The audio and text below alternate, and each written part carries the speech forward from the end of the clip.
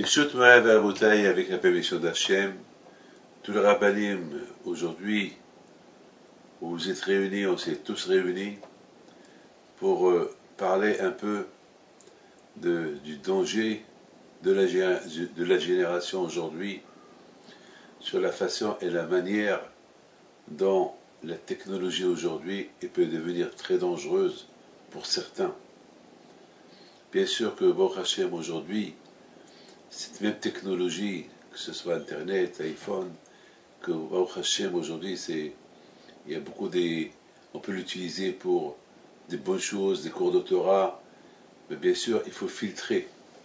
Bien sûr, il y a beaucoup de choses, malheureusement, on assiste aujourd'hui à beaucoup de divorces, l'adultère, on assiste aujourd'hui, les enfants, malheureusement, ils sont la plupart du temps avec leur téléphone texto, au lieu de réviser les textes de l'école, et ils sont en train de jouer.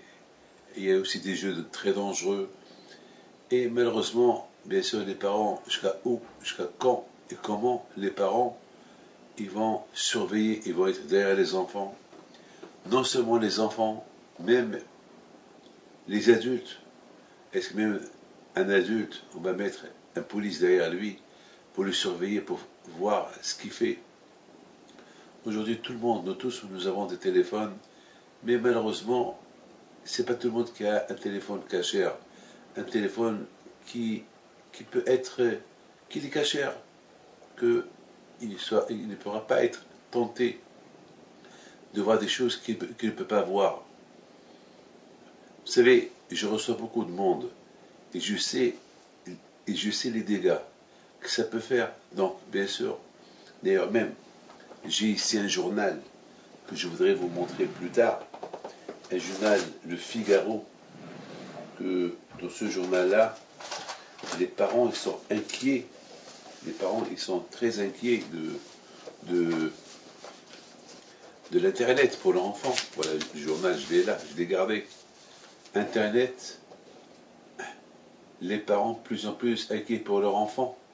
Les dangers ne se limitent pas à la seule, enfin je ne vais pas rentrer dans les détails, ça parle des images pornographiques ou les appels au suicide sont également préoccupantes. C'est un journal que j'ai gardé depuis vendredi 22 février 2008. Déjà en 2008, les parents ils étaient inquiets. Regardez, à part, et à l'époque, je me rappelle à l'époque, lorsque je parlais, les gens ils me prenaient pour un rigolo. Et ils ne croyaient pas les dangers de. Enfin, l'Internet, il n'y a pas.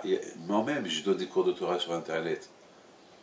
Et moi-même, j'incite les gens à suivre les cours de Torah. Au moins, il y a beaucoup de gens qui ont des iPhones, qui suivent des cours de Torah et c'est bien.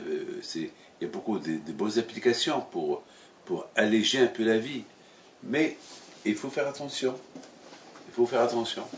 Donc, Baruch Hashem, il y a une organisation qui s'appelle TAG, que eux, ils sont là pour, Be'ezat Hashem, pour aider tous ceux qui ont l'iPhone,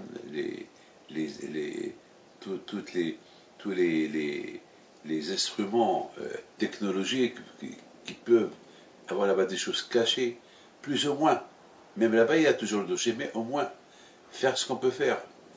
Et tout cela uniquement pour sauver nos enfants et pour qu'on soit toujours en liaison avec Akadosh Baruch Hu. C'est écrit dans la Torah, Vayikom melech hadash am Yisraël asher lo yada et Yosef.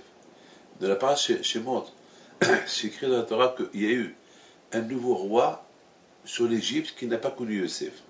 Et la question elle se pose, qui peut ne pas connaître Yosef? Le roi Yosef, c'est lui qui a sauvé le monde entier de la famine. C'est lui. D'ailleurs, même Paro, il a nommé son adjoint. Et Paro, il a dit à Yosef, c'est toi le patron de l'Égypte. Il n'y a que moi qui est roi. Mais toi, tu as les pouvoirs de faire tout ce que tu veux. Alors comment on peut expliquer que lorsque Yosef il est mort, et lorsque les Juifs en Égypte ils étaient esclaves, il y a eu un roi qui est venu qui ne connaît pas Yosef? C'est impossible. C'est impossible. Est-ce qu'aujourd'hui quelqu'un peut dire, je ne connais pas Napoléon, ou César, et pourtant César, il est mort il y a 2000 ans ou plus, mais qui n'a pas entendu parler de Alexandre le Grand?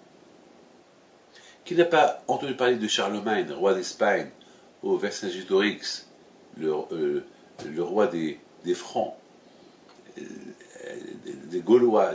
Qui n'a pas entendu parler d'eux? Mais comment on peut dire que Pharaon, il y a un nouveau roi qui est venu en Égypte qui ne connaît pas Pharaon?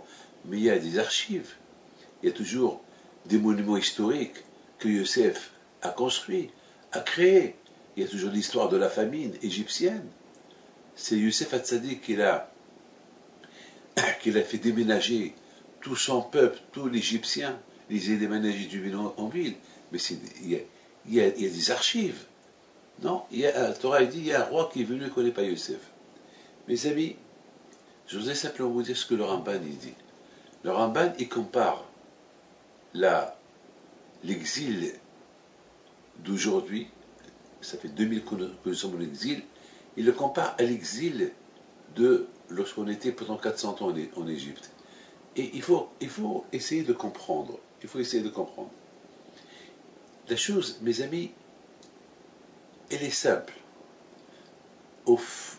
De plus qu'on va essayer de comprendre la vie où on est aujourd'hui, ben nous allons voir que malheureusement, la vie d'aujourd'hui, il y a un autre style d'esclavage.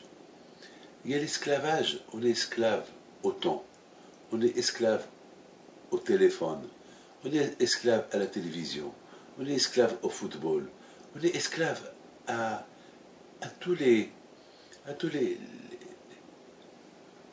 plaisirs qui peuvent y exister. On n'a plus la tête pour la famille. On travaille pour dépenser. On travaille pour avoir une belle maison. On travaille pour avoir une belle voiture. On ne travaille pas pour avoir des beaux enfants bien éduqués. Je m'excuse.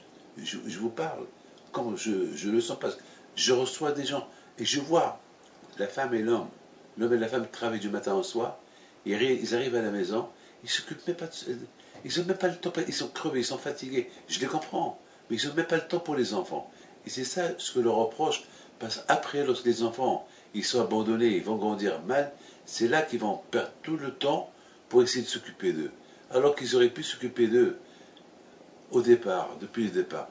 Je voudrais pardonner, je reçois des mamans, je reçois des papas. Et qu'hier, j'ai reçu 4 ou 5 familles hier, parmi les milliers de familles que je reçois. 4 familles. Que ces familles-là, c'était quoi le problème? Les enfants qui sont à la drogue, les enfants qui ne veulent plus à l'école. Les enfants, il y a une fille qui faisait semblant à sa mère qu'elle allait à l'école. Elle n'allait pas à l'école, elle allait se promener avec ses copines. Et jusqu'à, par accident, la maman, et ça fait 2 ans qu'elle fait ça, elle falsifie les notes et tout. Et une fois, par accident, elle reçoit un coup de téléphone. Le directeur de l'école qui l'appelle pour voir où sa fille, quelle école elle est partie, parce que ça fait longtemps qu'elle ne la voit pas. Et elle a quitté l'école sans avoir averti l'école. Et ben, la maman était choquée. Elle est venue avec sa fille hier. Et sa fille, qu'est-ce qu'elle dit à sa mère? Ben, tu t'es jamais occupé de moi, toujours avec ton téléphone, toujours avec ta mère, toujours avec ton frère, et toujours avec. Tu sors, et toujours tu as une excuse. Tu t'es jamais occupé de nous, tu t'es même jamais intéressé les notes que j'ai. Je t'ai dit que j'ai réussi au bac, tu m'as cru, tu t'es même pas renseigné si c'est vrai ou pas. Voilà mes amis, c'est ça le problème. Mes amis, ça c'est l'époque d'aujourd'hui. Et c'est une période très dure. À l'époque, lorsque nos parents ils étaient esclaves en Égypte, ils étaient esclaves, physiquement. Physiquement, les esclaves de Pharaon. Ils n'avaient pas le temps de se gratter la tête. Ils étaient esclaves nuit et jour. Aujourd'hui, malheureusement, il y a une sorte d'esclavage, l'esclavage au temps, l'esclavage à l'internet, l'esclavage au jeu, l'esclavage autre chose.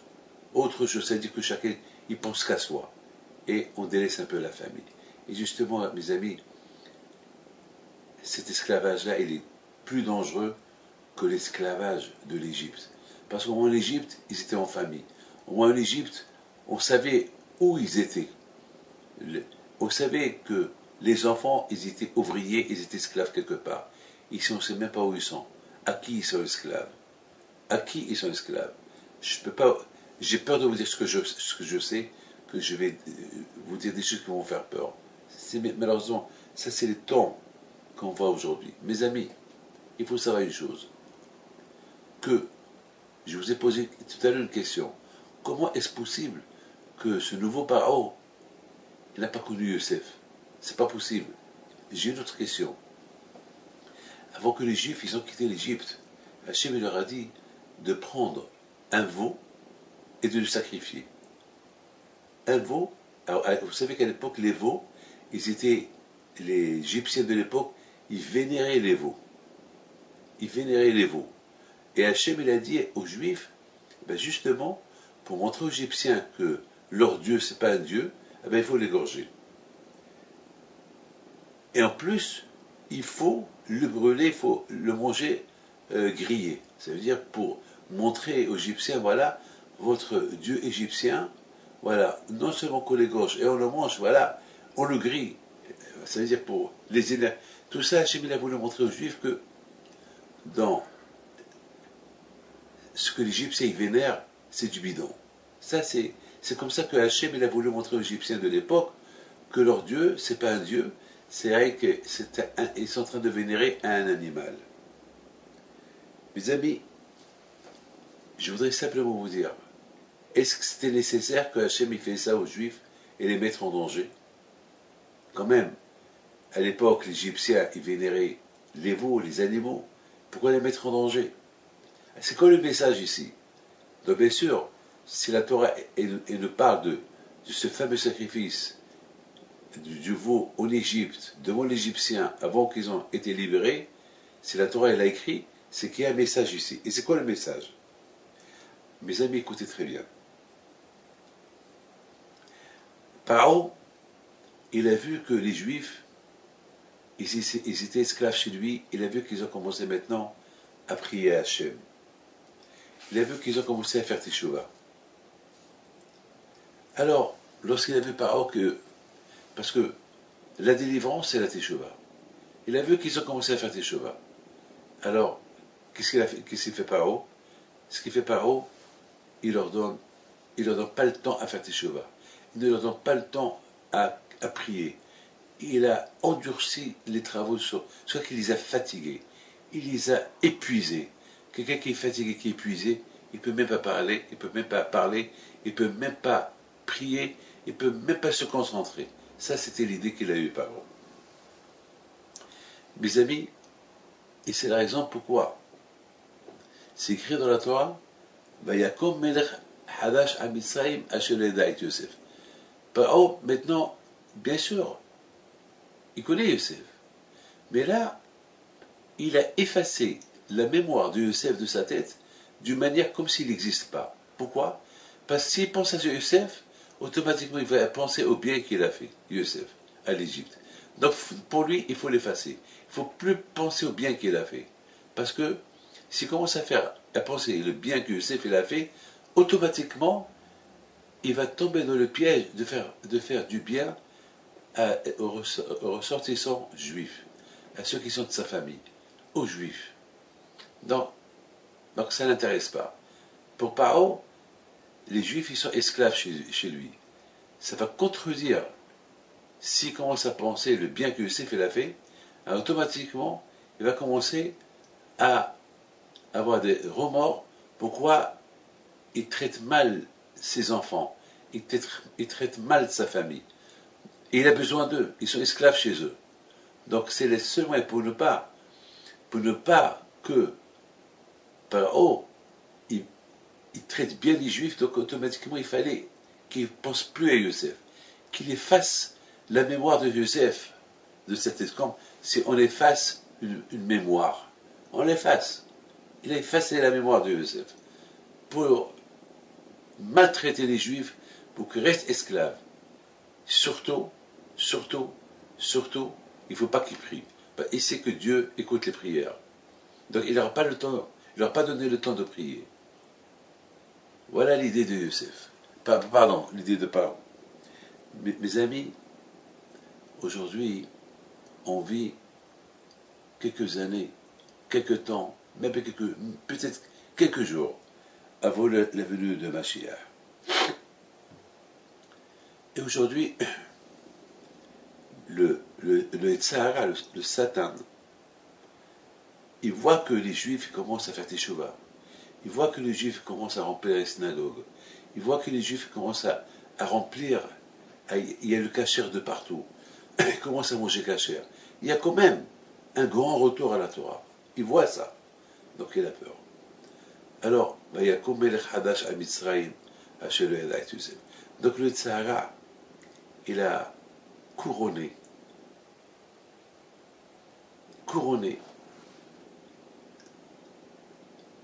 des gens instruits, intelligents, pour inventer des produits très de technologie, et que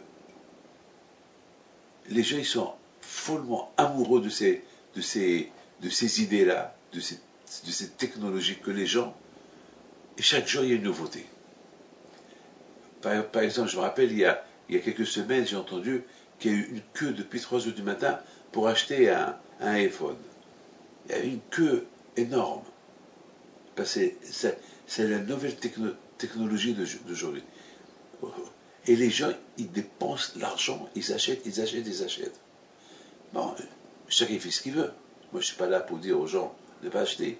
Ce que je voudrais simplement dire, il faut faire attention. Il faut filtrer. Pour ceux qui veulent garder leur... Je ne dis pas ça pour tout le monde.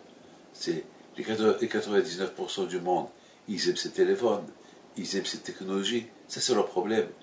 Mais moi, je parle autant que juif, je parle autant que rabbin, autant que... C'est la raison pour laquelle on s'est réunis tous ce soir. On parle pour notre avenir. L'avenir du judaïsme. L'avenir du judaïsme, il faut faire beaucoup attention à ces instruments-là. C'est ça la bataille. Parce que ces instruments-là, technologiques, ils vont te faire oublier Hakadosh Baruch Hu. Parce que chaque jour, il y a de nouveaux instruments. Un instrument, il fait oublier l'autre. Maintenant, les instruments d'année dernière, si tu les présentes aujourd'hui, ils vont rigoler de toi. Moi, j'ai des téléphones qui datent 20 ans, qui datent 15 ans. Pourquoi? Parce que je vais rester avec la tête propre. Déjà, c'est ce que je vois dans la rue. C'est pas la peine que j'ajoute à chercher à voir d'autres choses que j'ai pas le droit de voir. Voilà mes amis, les deux exils. Ils sont presque à égalité. L'exil physique et l'exil physique et spirituel. À l'époque de l'Égypte, l'exil de l'Égypte, c'était un exil physique. Paro, il a endurci son cœur pour faire travailler les Juifs, pour ne pas qu'ils prient à Dieu, pour ne pas qu'ils seront libérés. Aujourd'hui, c'est l'exil, c'est l'esclavage de l'Internet, l'esclavage de tout ce qui est technologie, savoir plus, perdre plus de temps, délaisser la maison, délaisser les enfants pour le plaisir. Et c'est ça. Chaque moyen technologique, il devient roi de son époque, roi de sa génération, roi de l'année, roi du mois, roi de la semaine, roi de la journée, roi même d'une heure. Quelqu'un peut acheter un super téléphone, et puis on va lui dire, tu sais qu'on vient d'inventer un autre téléphone, eh bien, le nouveau téléphone va détrôner l'ancien téléphone. C'est ça, comme el Hadash à Mitzrayim. Mitzrayim, c'est l'exil. Hachelu Edat Yosef, c'est-à-dire que ces moyens technologiques, ils vont te faire oublier Hakadosh Baruch Hu. Parce que c'est impossible, et de servir Hakadosh Baruch Hu, d'être le serviteur d'Hachem, et être le serviteur de ces moyens technologiques. Tout ce matin, il y a à peine une demi-heure, on est en train de faire l'Amida. Il y a quelqu'un pendant l'Amida, il a oublié de téléphoner, d'éteindre son téléphone, et il met ses mains dans sa poche, il prend le téléphone dans l'Amida, et moi je suis arrivé un peu en retard, je n'étais pas en train de faire l'Amida, et je suis en train de lire un texto. Alors, il fait quoi? Il fait la prière, ou il est avec le téléphone? Non, à un moment donné, et bien sûr, j'ai vu qu'il était pensif, vite il termine l'Amida, et j'ai surveillé, et tout de suite il envoie un texto. C'est-à-dire que pendant l'Amida, il pensait quoi écrire. Mes amis, c'est mamash, c'est de la folie. Aujourd'hui, on est esclave, on est mamash esclave. Pendant, au travail, pendant l'étude, même la nuit, il y a des gens qui se lèvent au milieu de la nuit pour voir un film. Parce qu'ils savent que ce film-là, il va être à 2 h du matin, et bien ils vont se lever, ils vont allumer leur téléphone pour voir le film. Mes amis, il n'y a pas pire que lorsqu'on brûle le temps. Et tout cela pourquoi? Brûler le temps. Pourquoi brûler ce temps? Malheureusement. Pourquoi brûler ce temps-là? Dites-moi, pourquoi? Eh bien, malheureusement, c'est un temps qui n'est pas récupérable, malheureusement. Il n'est pas récupérable. Maintenant, mes amis, c'est la raison pourquoi, avant que les Béni Israël ont quitté l'Égypte, quand je brûlais les Béni Israël, prenez l'idolâtrie égyptienne, cassez-la, brûlez-la, et vous n'allez pas sortir de l'Égypte avec cette Avodazara égyptienne. C'est le seul moyen pour que vous sortez de l'Égypte avec les Mouna en moi et en laissant l'Avodazara égyptien en Égypte, uniquement si vous la prenez, vous la brûlez, vous l'égorgez, vous prenez le sang de cette Avodazara, vous le mettez à la porte, et la raison, et la preuve, c'est que lorsque les blessés ils ont fait, mais c'était dangereux, mais Hachem savait qu'il allait les protéger.